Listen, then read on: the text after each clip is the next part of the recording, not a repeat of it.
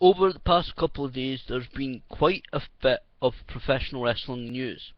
Some really actually shocking bits have appeared and things happening.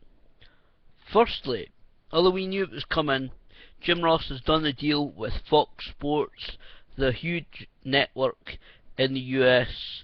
He tweeted about an hour ago, Fox deal done. He's also signed a deal with Podcast One, which is the same company that Steve Austin and Chris Jericho have their podcasts on, for a new podcast coming very soon. He's also hosting Ringside in Evening with Jim Ross, and he also tweets, "What's next? WWE projects? Question marks.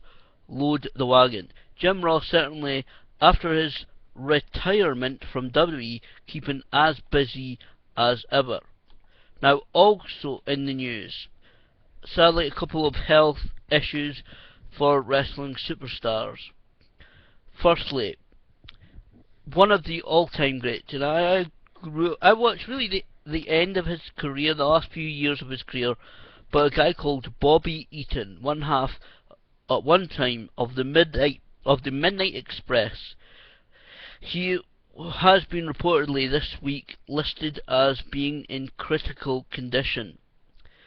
He suffers from diabetes and heart issues. He suffered what some thought was a heart attack, I think it was 2006. He suffered with several health issues since. It's also recently revealed that he has a stomach ulcer. This is sad news. He is one of the really great workers. In fact, it goes so far as a lot of his peers call him Night Off. Nightoff.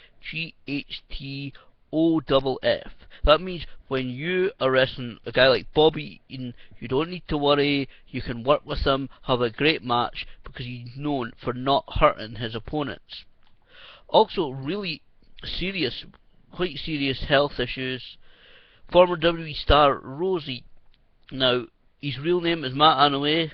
He's reportedly been hospitalised with serious heart problems and apparently developed early stages of congestive heart failure. And he's been diagnosed with atrial fibrillation and a large heart that is only functioning reportedly at about 25% of normal capacity. Doctors have also reportedly drained more than amazing 60 pounds of fluid from his body, and they want to drain out another 30 before he is scheduled to leave the hospital in a few days, depending on his condition. I really do wish the best for both these guys. Said Bobby, one of the premier workers, and of course Rosie.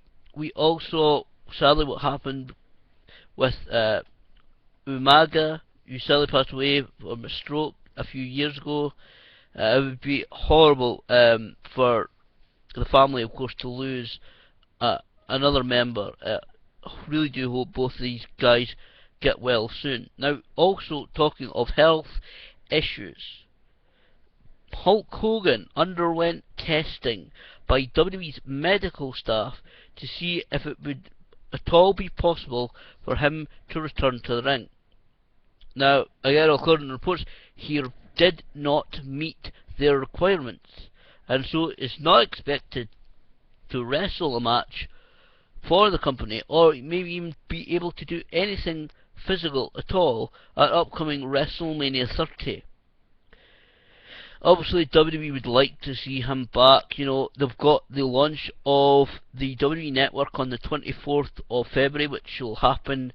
It'll be launched, although the WWE Network, on the 24th from 9 AM Eastern Time, you will be able to register. It will not be launched until after that night's Monday Night Raw program. Obviously, WWE would like somebody like Hulk Hogan or Stone Cold Steve Austin or so many of these great legends to be there on February 24th to launch the WWE Network. Now, Roddy Piper has been this week and last week on the Steve Austin Show, his podcast, as I said, on Podcast One, one.com, and on iTunes, saying that he felt that he had no real resolution, no real closure to the Hogan situation in the 1980s and 90s in the WWE and WCW, and he would love to be involved in something at WrestleMania 30 involving Hulk Hogan. Obviously, this report that came out earlier today seems that it may not be possible. I would still like to see both of them, particularly Roddy Piper, appear at WrestleMania 30. Obviously, because Piper and Hogan were two of the guys, along with possibly Paul Orndorff. I'd like to see him back. It's been quite some time since we've seen Paul Orndorff to appear on WWE television. Maybe just perhaps publicising WrestleMania. These guys that really did the work that made the very first WrestleMania a success. And as Piper said on the Steve Austin podcast, Vince McMahon literally did put everything up on the success of WrestleMania, even his house. You can hear what Piper's thoughts about that is on the Steve Austin podcast. Again, podcast1.com, or on iTunes, just simply search for the Steve Austin Show. So it was two-parters this week and last week. Really great podcast. Also check out Talk Is Jericho for the two-parter Bret Hitman Hart interview. Really good conversation there. Bret goes into his making peace with the WWE, to the end of his career. A lot of great stories, some really great conversations on wrestling podcasts lately, and I will do a video upcoming in the near future talking about the wrestling podcast that I listen to these days, updating it from the one that I did many months ago. So obviously, best wishes to Hogan, especially to Bobby and Matt Annaway in their health troubles. Now, talking of WWE, the original Sin Cara, Luis Alverde, there's different reports. Some say that his contract expired on the 10th of January, others say it expires near the end of January. It seems that he will not be returning to WWE. If you check WWE.com and you look at the Sin Cara profile, the superstar profile, you see that they have replaced the pictures of Luis Alverde, the original Sin Cara, with the pictures of Unico as Sin Cara, also with a big shoulder tattoo all across. Now also this indicates that Unico, for at least for this near future, will be continuing as the Sin Cara character. They're selling a lot of merchandise, getting a lot of publicity, getting a lot of interest, and have put a lot of time and money into the Sin Cara character. WWE has made it clear that they certainly want it to continue. Now it's quite ironic, as many people know before, Unico wrestled as Sin Cara Negro or Sin Cara Black a couple of years ago, and got unmasked in a mask versus mask match in Mexico City on a edition, I believe it was SmackDown or Raw. I think it was SmackDown. But they are really ironic. Some people may have forgotten, or they may now know actually still to this day, that Unico actually was the first wrestler. He used the name Místico first while wrestling in Mexico. However, CMLL, Consejo Mundial de Lucha Libre, the organization that made Luis Alverde famous, actually had trademarked the name Místico and stepped in and legally stopped the man we know as Unico from performing under that name, so he had to get another name. And so it's quite ironic that Unico was stopped by CMLL by performing under the name Místico, and now ends up replacing that man as Sin Cara. A lot of history. I mean, there is no. I don't believe there is no conflict between the two guys. Apparently, they're both really quite friendly and very professional backstage at WWE.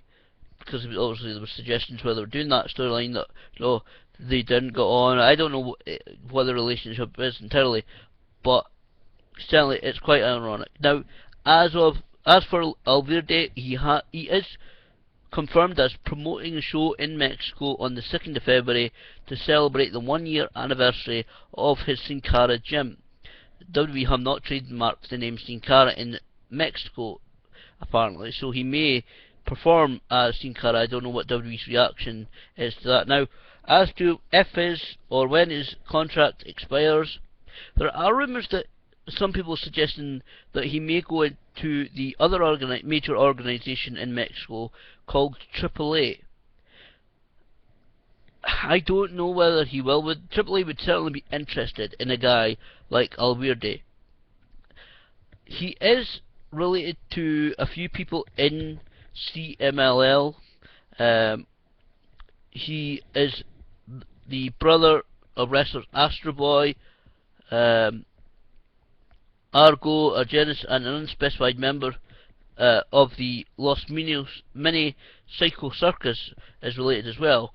And he is, though, related, the nephew of the CMLL booker, Tori Salazar. Now, some people said that Alverde is really in the bad books of CMLL officials. Let me tell you, Tony Salazar has quite a bit of power in CMLL. Not quite as much as some people say and some people may think, but he does have quite a bit of power. And who knows, depending on the relationship between uncle and nephew, we may still see Alverde if and when he does leave WWE, which seems likely. He may actually end up in CMLL. I know some fans would be very interested in a feud between Alverde and the new Mystico. Also, letters between Vince McMahon and the Ultimate Warrior supposedly leaked online. These haven't been verified as being actual letters, genuine letters between Vince and the Warrior. What these are, these go back to the summer of 1991. Ultimate Warrior saying he does not believe that he is respected and paid enough. Vince McMahon, to a degree, agrees with him, saying perhaps we should look at the percentage of money that you get from merchandising. I'll have to look at the details and the percentages and the finances. I'll get back to you within about a week. But you are very important to the WWF, as it was at that time. What we do know, as I said, these letters you can read online have not been verified as being completely official and very real. But what we do know happened, that the Ultimate Warrior, held up Vince McMahon for money on the day of SummerSlam 1991. This has been verified in public record, and it's been well known. A lot of the superstars and WWE staff that were at the event have absolutely said this to be true, so we know it's true. Warrior refused to perform in the much hyped and much anticipated main event of SummerSlam 1991 unless Vince McMahon paid him there that day. This was just a few hours before the event. Unless Vince McMahon paid him a certain amount of money, he would not go out and perform. Now, it was scheduled, and as happened, as we know, Warrior and Hulk Hogan to face Colonel Mustafa, General Adnan, and Sergeant Slaughter in a 3-on-2 handicap match with Sid Justice as the referee. So Vince McMahon paid Warrior obviously the amount, but then fired him, or at least suspended him, once he came back through the curtain. We know that to be fact, as many WWE legends and superstars and stuff that were there that day have confirmed this story to be absolutely true. So it's not slander, it's not that everybody knows that happened. Whether these letters are completely true or not, it makes interesting reading for sure. I'm glad though that Ultimate Warrior and WWE have made their peace, or at least are stepping forward in making their peace.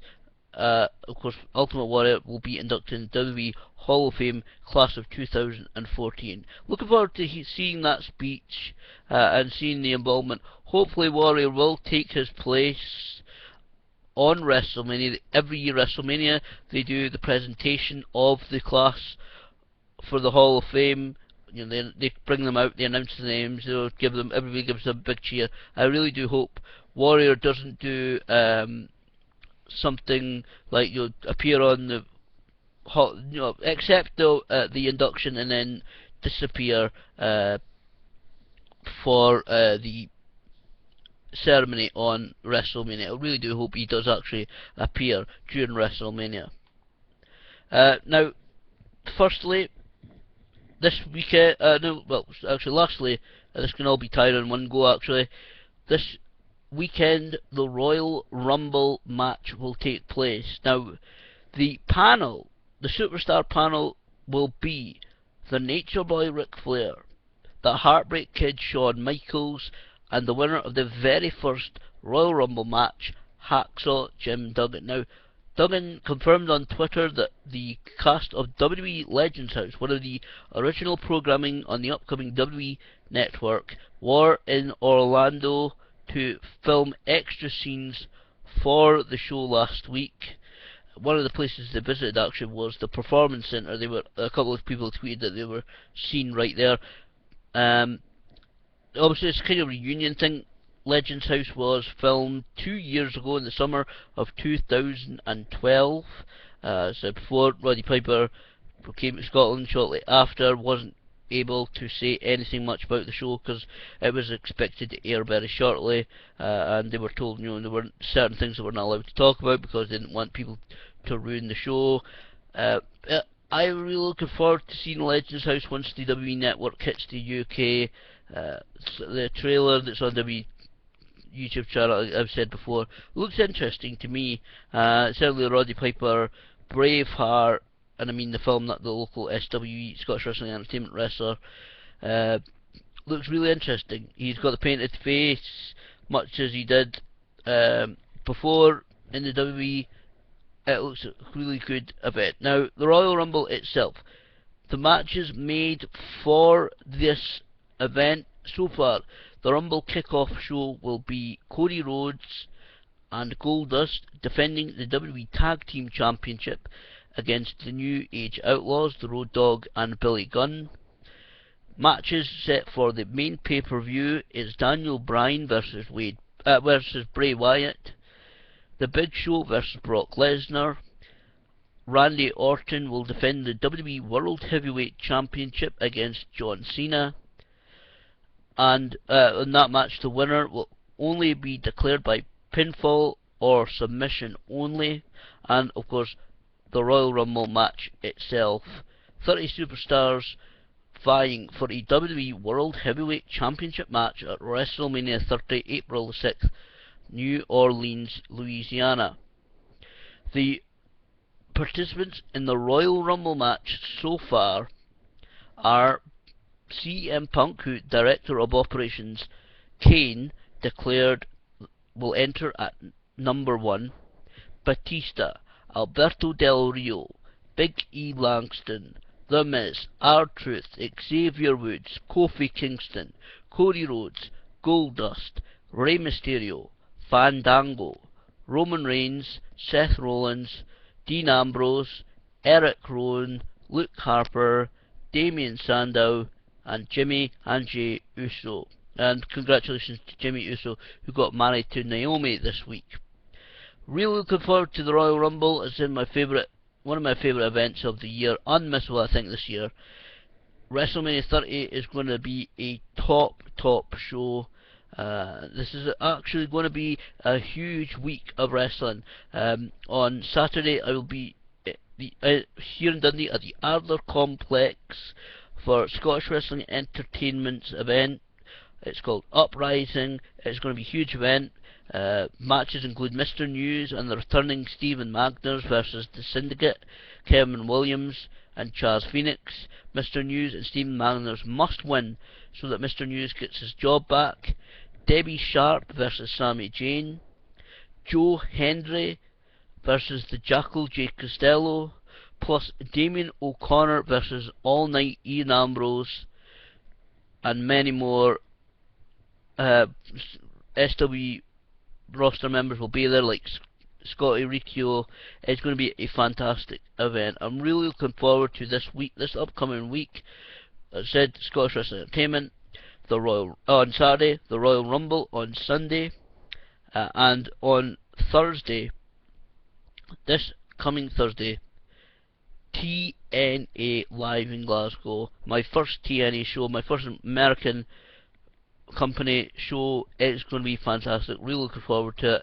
It's a big group of us going. Actually looking forward to seeing what TNA provides for this live Impact show. What the matches are going to be, what's going to happen on the show, several suggestions. It should be a cracker of a show. Obviously, reports and pictures, etc., will be up on my YouTube channel of these shows when I get a chance and talk about, review them. So it's really going to be a big week of wrestling. And if you watch this far, I'll just quickly say this week on the podcast, actually, Dean Ambrose is on the Art of Wrestling, and Diamond Dallas Page is the guest on the Steve Austin Show. So they two podcasts are well worth. Yes, Dean Ambrose of The Shield is on the Art of Wrestling podcast. As I said earlier, I'm going to do a video in the near future about wrestling podcasts, about good ones that I listen to update the ones I did many months ago. But this is going to be a great week of wrestling. This will be my last this will be my last YouTube video for a few days until I get the chance to sit down and sort things. I've got quite a few bits to do this week, but like I said, SWE Uprising at the Adler Complex in Dundee this Saturday. Doors open 6:45. Show begins 7:30. Royal Rumble on Sunday, and then looking forward to my very first TNA show, the live edition of Impact Wrestling at the Hydro Arena, the brand new Hydro Arena in Glasgow this coming Thursday. It is going to be a wild week, a great week for professional wrestling.